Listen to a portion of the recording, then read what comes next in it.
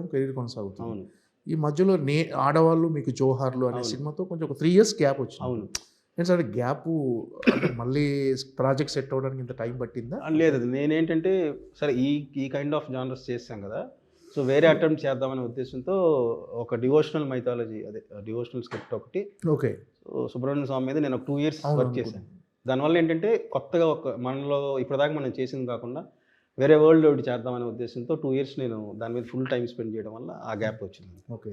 ఏంటి సార్ ఆ కథ ఏమైంది మరి సుబ్రహ్మణ్యం? ఉంది, ఆ కథ ఉంది. బట్ అది మెటీరియలైజ్ అవ్వాలంటే అంటే టైం ఫ్రేమ్ ఎంత ఉంటుంది, బడ్జెట్ ఎంత ఉంటుంది, సో అవన్నీ కూడా టేక్ ఆఫ్ అవ్వాలంటే ఇవన్నీ కూడా కలిసి రావాలి. అంటే యాక్చువల్గా ఇప్పుడు ఏంటంటే డివోషనల్ టచ్ ఉన్న సినిమాలు బాగా ఆడుతున్నాయి, జనాలు కూడా బాగా రిసీవ్ చేసుకుంటున్నారు.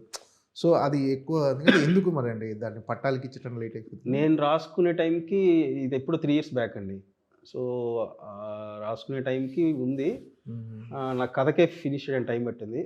ప్రాక్టికల్ ఏంటంటే నేను దాన్ని ఎట్లా ఎగ్జిక్యూట్ చేస్తాను ఉంటుంది కదా, సో దానికి కొంచెం స్పేస్ కావాలి. ఓకే. అది ప్రాజెక్ట్ ఆన్ అవ్వాలంటే హీరోకి, ప్రొడ్యూసర్కి, నాకు ఒక డెసిషన్ తీసుకొని ముందుకెళ్ళాలంటే చాలా వర్క్ ఉంది కథతో పాటు. సో అది టైం పడుతుంది. అది వస్తే దెన్ ఎవరికైనా చెప్పారా సార్? ఎవరైనా హీరోలకు ఎవరైనా అప్రోచ్ అయ్యారా? అప్రోచ్ అయ్యానండి. ఏ హీరో చెప్పారు సార్? నాని గారికి చెప్పాను. ఓకే. ఆయనకి నచ్చింది కథ అంతా. కొన్ని ప్లేసెస్లో కొంచెం కరెక్షన్స్ అవి చెప్పారు. ఓకే. సో ఇంకా ఆయన ఆ టైంకి సరిపోత శనివారం స్టార్ట్ చేశారు. నేను ఈ ఎంటర్టైన్మెంట్ ఒకటి చేద్దామని చెప్పి మళ్ళీ. ఓకే. తర్వాత ఉంటుంది అది అది తెలియదు సార్, ఆయనకు చాలా కమిట్మెంట్స్ ఉన్నాయి కదా. ఓకే. ఏంటి సార్ అంటే మీరు పర్సనల్ కూడా చాలా డివోషనల్? అవునండి, బాగా ఇష్టం. అంటే తిరుమల అనేది కూడా మీ స్థలం కూడా తిరుమల అనుకుంటా, అందుకనే అది పెట్టుకున్నాను. సార్ ఏంటంటే మొదటి నుంచి అలా డివోషనల్ అయినా సార్? లేదండి, నేను ఒక 10th క్లాస్ నుంచి స్టార్ట్ అయిందండి. ఓకే. ఇప్పటికీ అంటే మధ్యలో కూడా మీరు మాలలో మాలలో ఇచ్చారు. సో అది ఎక్కువ ఇష్టం. అంటే ఆ టైంలో తెలియని ఒక మంచి వైబ్ ఉంటుంది. ప్రశాంతంగా డిసిప్లైన్డ్గా పొద్దున్నే లేచేసి సో దేవుడితో కాసేపు పూజలు అవి తెలియని ఒక వైబ్ ఉంటుంది. అంటే ఏదో జరిగిపోవాలి, ఏదో కోరికలు అవేమి ఉండదు అనమాట. అది ఇష్టంతో అక్కడ ఆ టైం స్పెండ్ చేయడమే తప్పిస్తే ఇది చేసేస్తే మొక్కేస్తాను అది జరిగిపోవాలి అలాంటిది ఏం లేదు. అదొక కైండ్ ఆఫ్ ఇష్టం అంతే. అంటే మీ నాన్నగారు టీటీడీలో ఎంప్లాయీ అంటే ఆయన దగ్గర నుంచి వచ్చిందా? లేదు, అంటే కొంచెం ఉంది. అంటే అక్కడ ఉన్నప్పుడు బేసిక్గా ఆ ప్లేస్లో ఉన్నప్పుడు 70-80% డివోషన్ అనేది. ఎందుకంటే ఇప్పుడు టెంపుల్ ఎంప్లాయీ అంటే మనం ఆయన దగ్గర నుంచి ఆయన బ్లెస్సింగ్స్ వల్లే కదా మా నాన్నకి ఉద్యోగం వచ్చి, ఆ డబ్బులతోనే కదా. సో అన్ని రకాలుగా ఆ అట్మాస్ఫియర్ అక్కడ ఉన్న వాళ్ళకి క్రియేట్ అయిపోతుంది. సో అట్లా ఫాదర్ వాళ్ళు కూడా మాల అయ్యప్ప మాల వేసేవాళ్ళు. నేను చిన్నప్పుడే 6th 5th ఉన్నప్పుడు వేసేవాడిని.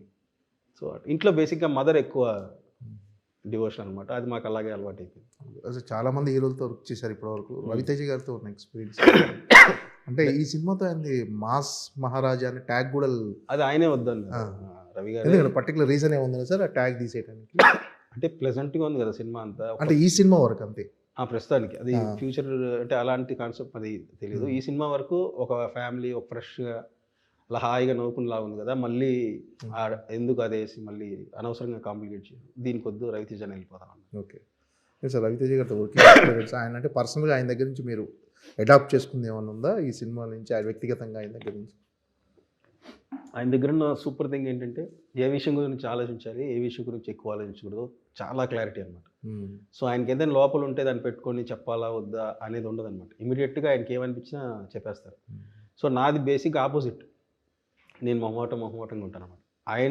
ఆయన క్యారెక్టర్లో కనుక నేను ఒక 10% ఇంప్లిమెంట్ చేసుకోగలిగితే చాలా కొత్త కిషోర్ వచ్చేస్తాడు. సో ఆయన దగ్గర ఉన్న బెస్ట్ క్వాలిటీ అది. సో దేని గురించి ఆలోచించాలో అది మాత్రమే. అన్నెసెసరీ డిస్కషన్ వేరే ఏమి ఉండదు. ఏమైనా అనిపిస్తే చెప్పేస్తాడు ఓపెన్గా. అది సూపర్. యాజ్ అన్ యాక్టర్గా డైరెక్టర్కి ఫుల్ ఫ్రీడమ్ అండి. చాలా కంఫర్ట్లో పెట్టుకుంటారు డైరెక్టర్. సో అది మనకి ఇంకా మంచి ఎనర్జీని ఇస్తుంది. ఓకే. అంటే మీ కెరీర్లో రెడ్ సినిమా మినహా మిగతా ఎక్కువ ఫ్యామిలీ ఎమోషన్స్, లవ్ స్టోరీస్ వీటి చుట్టే తిరుగుతాం. ప్రేమ, స్నేహం వీటి చుట్టే. ఏంటి సార్ పర్టికులర్గా మీరు పర్సనల్గా వాటిని ఎక్కువ ఎమోషన్స్ ఎక్కువ ఇష్టపడుతుంటారు? అంటే బేసిక్గా మా జాయింట్ ఫ్యామిలీ. సో ఫ్యామిలీ మధ్య పెరిగాను. సో ఇంట్లో ఉన్న ఫన్ సరదాల ఎమోషన్స్ అన్నీ మనకి ఎక్కువ ఎక్స్పీరియన్స్ చేసాం. ఇంకా లవ్ అంటారా కాలేజ్ డేస్లో ఉంటుంది. సో అది ఎక్కువ మనం ఎక్స్పీరియన్స్ చేసి ఉండడం వల్ల అది మనం మోర్ బెటర్గా కన్వే చేయగలం రైటింగ్లో కానీ. ఇప్పుడు కూతురికి పెళ్ళి అయితే అనే డైలాగ్ కావచ్చు, ఇప్పుడు నువ్వు వెళ్ళిపోయి చాలాసేపు అయిందనే డైలాగ్ నా రియల్ లైఫ్లో నేను చెప్పాను.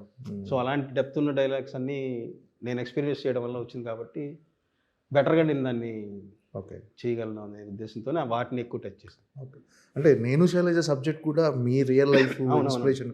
అంటే మీ పాప 4 నెలల వయసు ఉన్నప్పుడు మీరు ఇండస్ట్రీకి వచ్చేయటం, 10th డేనే వచ్చాను.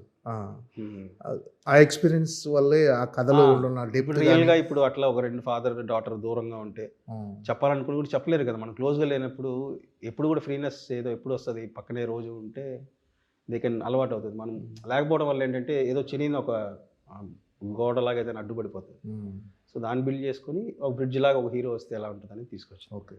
ఏంటి సార్ అంటే డైరెక్టర్గా మీరు ఉన్నప్పుడు పొజిషన్ పట్ల కానీ, మీరు ఇప్పుడు చిత్రలహరి కానీ, రెడ్ కానీ, నేను శైలజ, ఉన్నది ఒకటే జిందగీ, ఇవి మీరు డైరెక్షన్ చేసే సినిమాలు. అంటే ఇప్పుడున్న మీరు పొజిషన్ పట్ల హ్యాపీగా ఉన్నారా సార్? అంటే లేదు ఇంకా నేను మోర్ డిజర్వ్ అని ఏమన్నా అనుకుంటున్నారా? ఇంకా ఉందండి. అంటే చేసినంత వరకు హ్యాపీగానే ఉంది, అందరూ హ్యాపీగా ఉండేలాగే వర్క్ చేస్తాను. బట్ ఇంకా ఏదో చేయాలనేది అయితే ఉంది. నాకు ఒక మున్నాబాయ్ ఎంబీబీఎస్ లాంటి సినిమా చేయాలి, ఓకే, ఏదో ఒక అరుంధతి లాంటి సినిమా చేయాలనేది అయితే ఉంది. అంటే ఏంటి సార్ అంటే ఈ గ్యాప్ వచ్చినప్పుడు ఎలా ఉంటుంది మీ మానసిక పరిస్థితి నెక్స్ట్ సినిమాకి వెళ్ళే వరకు కూడా? నేనంటే ఫుల్గా నేను ఆ స్క్రిప్ట్ మీదే ఉండిపోయానండి. అది ఎందుకంటే పెద్ద టైం టేకింగ్ ప్రాసెస్, అది రీసెర్చ్ చేయాలి, ఎందుకంటే మైన్యూట్ థింగ్స్ అన్నీ కూడా అది మనం చాలా డిస్కస్ చేయాలి. సో మా రైటర్స్తో కూర్చొని ఇంకా ఫుల్ అండ్ ఫుల్ ఆ స్క్రిప్ట్ మీదే టైం స్పెండ్ చేశాను. అలాంటప్పుడు ఆ స్క్రిప్ట్ గురించి టైం పెట్టామని తప్పిస్తే అయ్యో ఒక టైం అయిపోతుంది అనే ఫీలింగ్ అయితే లేదు. అంటే రచయితగా ఆపేసినట్టే సార్, చాలా ఇంతకుముందు చాలా సినిమాలకు కథలు అందించారు, మీరు రైటర్గా మాటలు అందించారు. అంటే చాలా అంటే ఒకటేంటంటే నాకు ఇప్పుడు రైటర్గా ఒక్కొక్క రైటర్కి ఒక టైమింగ్ ఉంటుంది. ఎక్కడ డైలాగ్ ఎక్కడ కామా ఎక్కడ, ఈ టైంలో కరెక్ట్గా ఆ ఎక్స్ప్రెషన్తో లేపితేనే అది కరెక్ట్గా మనం అనుకున్న ఫన్గానే ఎమోషన్ వస్తుంది. డైలాగ్గా దాన్ని అక్కడ కొంచెం అది కదిపి చెప్పామనుకోండి, మనం అనుకున్నది యాస్టీస్ రాదు. అది నా రైటింగ్లో ఉన్న ప్రాబ్లం. అది మిగతా కమర్షియల్ డైలాగ్స్ అవి ఏంటంటే అది ఓకే, ఇది యాస్టీస్ అదే టైమింగ్లో వస్తేనే అనుకున్న ఫన్ రీచ్ అవ్వగలుగుతాం. నేను రాసింది చాలా తక్కువే, అంటే కొంతమంది డైరెక్టర్స్తో బాగా క్లోజ్గా ఉండడం వల్ల సో అట్లా రాసాను తప్పిస్తే మ్యాక్సిమం ఒక 5-6 సినిమాలు రాసి ఉంటాను. అంటే మీ సినిమాలో ఉండే సీన్స్ కానీ ఇవి కానీ చాలా అంటే రెగ్యులర్గా మన ఇండ్లలో జరిగే ఒక చిన్న అవును. ఇప్పుడు ఆ సినిమాలో ఆడవాళ్ళు మీకు జోహార్లో టిఫిన్ డబ్బా అయినా కలగటం అనేది అదే అక్కడ చూస్తే చాలా లిటిల్ థింగ్ అనిపిస్తుంది, కానీ అది ఎప్పటికీ ఇంపాక్ట్ ఉంటుంది మనకు గుర్తొచ్చే వల్ల. సో నాకు ఎప్పుడు ఇంటర్వెల్ పాయింట్ అనేది ఎప్పుడు అంటే 2 ఉంటాయి. ఇంటర్వెల్ పాయింట్స్ పెద్ద షాక్ ఇవ్వడం లేదా పెద్ద యాక్షన్ సీక్వెన్స్లు ఎండ్ అవుతాయి. నాకు ఫస్ట్ నుంచి కూడా ఇంటర్వెల్ పాయింట్ చాలా సింపుల్గా ఉండాలి, బట్ అది ఇంటర్వెల్ అనిపించేలా చేయడం అనేది నాకు ఇష్టం. సో అందుకని నేను శైలజ కూడా I love you but I'm not in love ఇచ్చి అని వెళ్ళిపోతుంది. ఓకే, అది ఇంటర్వెల్ అని పెట్టాలంటే అది. సో అందుకని డబ్బా, సో అలాంటి తిన్ని పెట్టడం ఇష్టం నాకు. సో అందుకని అది ఈ సినిమాలో ఎలా ఉండబోతుంది సార్? ఇంటర్వెల్ బ్యాంగ్ సూపర్గా ఉంటుంది. ఇందులో ఇంటర్వెల్ ముందు సీన్ నుంచి ఇంటర్వెల్ వరకు సూపర్ హైలో ఉంటుంది. ఓకే, అంటే మన ఖర్చీఫ్లు ఏమైనా తీసుకెళ్ళాలా? లేదు అసలు ఏడిపోయే ఉండదండి, ఫుల్ ఫన్. ఓకే, చిన్న లైట్గా అనిపిస్తుంది అంతే తప్పిస్తే ఎమోషన్ సెంటిమెంట్ ఏడుపు అస్సలు ఏడుపు అనేది లేదు. ఓకే, అంటే ఏంటి సార్ మిగతా హీరోయిన్ల క్యారెక్టరైజేషన్ ఎలా ఉంటుంది వాళ్ళతో? ఆశికా రంగనాథ్ అంటే రొమాన్స్ కూడా ఎక్కువ కనిపిస్తుంది సినిమా. రొమాన్స్ ఎక్కువ ఉండదు. ఆశికా రంగనాథ్ ఏంటంటే స్పెయిన్లో ఆవిడ ఇండియన్ అమ్మాయే, స్పెయిన్లో పెరిగి ఉంటుంది. సో అక్కడ డెఫినెట్గా వాళ్ళు మోడర్న్గానే ఉంటారు కదా, సో అందుకని మోడర్న్గా ఆవిడ డిజైనింగ్ కానీ అలా చేసాము. వైఫ్ కాబట్టి ఆబ్వియస్లీ శారీస్ ఎలా వెళ్ళాము. సో క్యారెక్టర్ పరంగానే వెళ్ళాను తప్పిస్తే వాంటెడ్గా మనం మీకు రొమాన్స్ అంటే అసలు రొమాన్స్ అంటే ఏముండదు, గట్టి హగ్గులు గీసులు అట్లా ఆ రొమాన్స్ అంతా ఉండదు, చాలా నీట్ వేలోనే వెళ్తుంది. సో ఆశికా క్యారెక్టరు ఒక 5 సంవత్సరాలు అక్కడికి వెళ్ళి స్ట్రాంగ్గా ఒక వైన్ కంపెనీ నడుపుతున్నానంటే చాలా సాలిడ్ క్యారెక్టరేషన్ అనమాట. అంటే ఎలా ఉంటారంటే కొంతమంది చూడడానికి అలా ఉన్న వాళ్ళు ఒకళ్ళని ట్రస్ట్ చేస్తే చాలా హార్ట్ఫుల్గా ట్రస్ట్ చేస్తారు. ఓకే, అంత ఈజీగా నమ్మరు, నమ్మితే 100% నమ్ముతారు కదా. ఆ విషయంలో ఏదైనా చిన్న డిస్టర్బ్ అయినా సరే వాళ్ళలో వేరే ఉంటుంది. సో ఆశిక అంటే ఇండిపెండెంట్ క్యారెక్టర్, రెగ్యులర్గా డెసిషన్స్ తీసుకునేలా కాకుండా తంది అమ్మో ఈ క్యారెక్టర్ అనే ఫీలింగ్ అయితే ఉంటుంది. డింపుల్ క్యారెక్టర్ ఏంటంటే వైఫే కానీ వైఫ్కి విపరీతమైన ఇష్టం మొగుడంటే. అంటే అందులో ఒక కొత్త క్యారెక్టరేషన్ డిజైన్ చేశాను. అంటే రెగ్యులర్గా అరవడం, తొయ్యడం అట్లా కాకుండా అది ఒక ఆవిడ ఇంటెన్షన్ అలా ఉన్నా సరే దాన్ని చాలా ప్లెజెంట్ వేలో కన్వే చేయడం. సో సాధారణంగా అంటే ఒక సినిమా కథను రెడీ చేయడం, క్యారెక్టరేషన్ డిజైన్ చేయడం, అంటే కథని ఎంత డిజైన్ చేస్తారో క్యారెక్టరేషన్ మీద అంతే పెట్టండి. సో ఈ సినిమా విషయంలో మీరు దేని మీద ఎక్కువ ఫోకస్ పెట్టేస్తారు? క్యారెక్టరేషన్ స్ట్రాంగ్గా ఉంటాయంటారా, కథ మొత్తం చాలా ఇన్నోవేటివ్ కథ అనుకుంటాను? నేను ఫస్ట్ నుంచి ఏంటంటే కథలు చాలా సింపుల్గా ఉంటాయి. సో క్యారెక్టరేషన్స్ ఎక్కువ స్ట్రాంగ్గా రాసుకుంటాను. ఎందుకంటే సింపుల్ లైన్కి క్యారెక్టరేషన్ స్ట్రాంగ్గా లేదంటే హోల్డ్ చేయలేము. సో నేను చేయలేదు కూడా సింపుల్ లైనే, బట్ క్యారెక్టరేషన్స్ పాయింట్ ఆఫ్ వ్యూలో కథ రాసుకుంటాను. సత్యరాజ్ పాయింట్ ఆఫ్ వ్యూలో కథ రాశాను, నేను రోహిణి గారి పాయింట్ ఆఫ్ వ్యూలో కథ రాశాను, ఒక 10 మెయిన్ క్యారెక్టర్స్ పాయింట్ ఆఫ్ వ్యూలో కథ రాసుకుంటాను. సో ఇందులో కూడా కథ ఒక యూనిక్ కాన్ఫ్లిక్ట్ ఒకటి వస్తుంది, కథతో పాటు క్యారెక్టరేషన్ చాలా స్ట్రాంగ్గా ఉంటుంది. సార్ ఇప్పుడున్న టైంలో ఒక కథ రెడీ చేసుకోవటం కానీ దాన్ని తెరకెక్కించటము రిలీజ్ వరకు అంటే టఫ్ అనిపిస్తుందా సార్ ఈ ప్రాసెస్? ఏమన్నా అంటే ఇంత ముందుతో పోల్చుకుంటే ఏమన్నా అంటే ఇప్పుడు ఓటీటీ కానీ రకరకాల గ్లోబల్ సినిమాస్ అనే జనాలు చూడటం కానీ వీటి వల్ల ఒక డైరెక్టర్కి ఒక కథ రెడీ చేసుకోవటము అంటే ఇది ఖచ్చితంగా ఆడియన్స్ యాక్సెప్ట్ చేస్తారా లేదా, సో అదేమో టఫ్ అనిపిస్తుంది ఇంత ముందు పోల్చుకుంటే, లేకపోతే ఇంకా ఈజీయెస్ట్ జాబ్ అయిపోయింది? లేదండి, ఇప్పుడు ఇంతకుముందు సినిమా చూడాలంటే ఓన్లీ మెయిన్ ప్లాట్ఫామ్ వచ్చి థియేటరే ఉంది. సో అప్పుడు థియేటర్కల్ బేస్ చేసుకొని మనం సినిమా అనేది స్టార్ట్ చేస్తాం అన్నీ ఉంటుంది.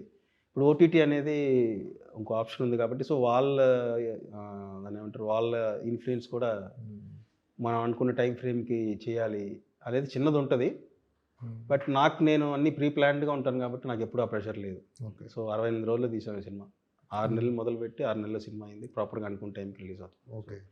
సో దానికి ప్రొడ్యూసర్ గారు he took a lot of things అనమాట. ఆయన నీట్గా అన్ని ప్లాన్ చేసి ఆ టెన్షన్ నా దాకా రానికుండా నువ్వు క్రియేటివ్గా రాసుకో, నీ పని నువ్వు చేసుకోండి, నేను నా పని చేసుకుంటాను. ఓకే. సో ఆయన బ్యాక్ బోన్ లాగా ఉన్నారు. ఇప్పుడు అంటే ఫస్ట్ పేపర్ మీద పెట్టుకున్న కథ ఇప్పుడు స్క్రీన్ మీద మీరు చూసుకున్న తర్వాత ఎలా అనిపించింది? అంటే దీంట్లో నాకు బాగా నచ్చిన విషయం ఏంటంటే రాసుకున్నప్పుడు అంటే ఫన్ ఫిలిం ఎప్పుడు కూడా యాక్టర్స్ కెమిస్ట్రీ మీద ఎక్కువ డిపెండ్ అయి ఉంటుంది. వాళ్ళ మధ్య కెమిస్ట్రీ జనరేట్ అవ్వకపోతే మీకు ఆ లాఫ్టర్ అనేది అంత ఒక్కోసారి మిస్ అవ్వచ్చు. లక్కీగా ఏంటంటే సత్య, వెన్నెల కిషోర్ గారు, సునీల్ అన్న, గెటప్ సీను, మురళీధర్ గౌడ్ గారు, రోషన్, వీళ్ళందరూ ఏంటంటే సూపర్ యాక్టర్స్ అనమాట. వీళ్ళందరూ స్క్రీన్ మీద ఆ క్యారెక్టర్స్ని తీసుకొని అవతల యాక్టర్స్తో ఎక్స్చేంజింగ్ జరిగేటప్పుడు నేను రాసుకున్న దానికంటే ఇంకా సూపర్ లెవెల్కి వచ్చింది, అది బెటర్ లెవెల్కి వచ్చింది ఆ ఫన్. సో అది బికాస్ ఆఫ్ వాళ్ళు దాన్ని తీసుకొని వాళ్ళు దాన్ని అంత బాగా చేయడం వల్ల నేను రాసుకున్న దానికంటే ఇంకొక లెవెల్కి వెళ్ళింది అది. సో అది వాళ్ళకి క్రెడిట్. సాధారణంగా అందరూ సక్సెస్ఫుల్ హీరోల స్టోరీలు అవన్నీ తీస్తుంటారు, కానీ మీరు చిత్రలహరి ఒక ఫెయిల్యూర్ పర్సన్ స్టోరీని అంటే కొంచెం అడగాలనుకుంటున్నాను. అసలు అది తెరకెక్కించాలని ఎందుకు అనిపించింది సార్ అనుకో? అంటే నిజంగా ఆ ఎమోషన్ చాలా పెయిన్ఫుల్. సో ఆ కథను మీరు తీసుకోవాలని ఆలోచన కానీ దానికి సాయి ధర్మ తేజ్ పెట్టుకోవడానికి రీజన్? ఆ ఫేజ్ నేను చూశానండి. సెకండ్ హ్యాండ్ రిలీజ్కి 1.5 year పట్టింది. చాలా లో అంటే ఇంక తప్పదు, అది ఎక్కువ మంది ఖచ్చితంగా దాటాల్సిన బ్రిడ్జ్ అది. సో ఆ ఫేజ్ అనేది. సో ఎప్పుడు సక్సెస్ అయిన వాళ్ళ గురించి మనం పెయిన్ డ్రామా, సక్సెస్ఫుల్గా కడుపు నిండిపోయి ఉంటే ఏముంటుంది డ్రామా కానీ. సో వీడిదే కదా ఎక్కువ మనం చెప్పడానికి స్కోప్ ఉంటుందని నా లైఫ్లో ఆ ఫేజ్ని నేను సాయి హీరో కాకముందు నుంచి సాయిధర్ మీ ఇద్దరం గుడ్ ఫ్రెండ్స్. డార్లింగ్ ఇలా ఒక కథ అనుకున్నానంటే విన్న వెంటనే చేసేద్దాం.